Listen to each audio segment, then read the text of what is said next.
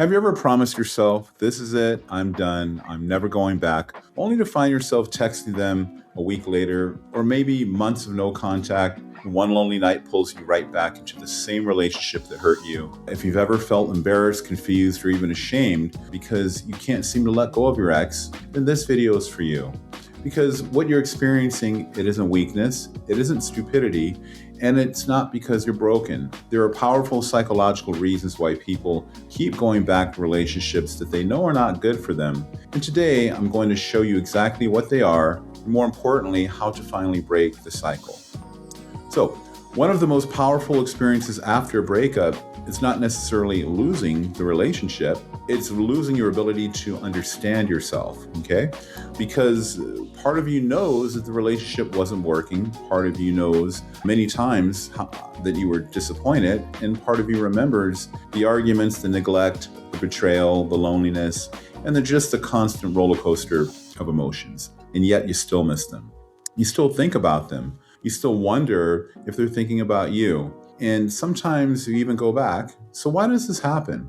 So as a psychotherapist, I work with countless people who have found themselves trapped in this exact cycle. And the answer usually isn't what they think. The problem isn't that they miss their ex. The problem isn't that they often miss something much deeper. You're not missing them. You're missing this feeling. Most people believe they're grieving the person, but often they're grieving the emotional experience attached to the person. They're grieving the hope, the fantasy, the potential, the future they imagine together. They're mourning the life that they thought they were going to have. The problem is that our brains are terrible historians. When we're lonely, our minds replay the highlight reel. We remember the vacations, the laughter, the chemistry, the good moments. But we conveniently forget the nights we cried ourselves to sleep, the times our needs weren't met, the anxiety we felt while waiting for a text message, or the constant emotional exhaustion. These are the things we forget. When people go back to an ex, they're often chasing the memory of the relationship and not the reality of it. So here's the addiction that nobody talks about. Here's something many people don't realize. Relationships can become addictive, especially unhealthy relationships. Now, I'm not talking about addiction in the traditional sense. I'm talking about something psychologists call intermittent reinforcement. This is when affection, attention, validation, and love are given predictably at various, and not even predictable, again, intervals. It's unpredictable, okay? So sometimes your partner makes you feel amazing. Sometimes they pull away. Sometimes they choose you. Sometimes they reject you. And sometimes they love you intensely, and sometimes they disappear emotionally. And ironically, that inconsistency can make attraction stronger, believe it or not. Now, why is that? Because your brain starts to chase the reward. You become emotionally invested in getting back to those good moments. It's the same psychological mechanism that keeps people pulling the lever on a slot machine. The old school way there. But you never know when the reward is coming. Okay? So you keep trying. You keep putting more money in the slot machine. Okay? You keep putting more chips on the table, right? To win. So many people aren't addicted to their ex. They are addicted to the emotional highs and lows the relationship has created. Okay? Now, there's fear beneath the attachment. So another reason people go back is because the pain of being alone feels greater than the pain being with the wrong person. So really let that sink in for a minute. Sometimes a breakup it doesn't justify. Sometimes the breakup doesn't just trigger heartbreak. It triggers emotional abandonment wounds. It triggers abandonment wounds, rejection wounds, childhood insecurities, and deep fears of being unlovable. Okay, or deep fears of not being lovable, same thing. Also deep fears of being alone forever. And when those fears get activated, the brain begins to search for relief. What's the fastest relief? Contacting the person who caused the pain, right? Even though they're also the source of the pain, okay? It's one of the most confusing psychological traps that people experience.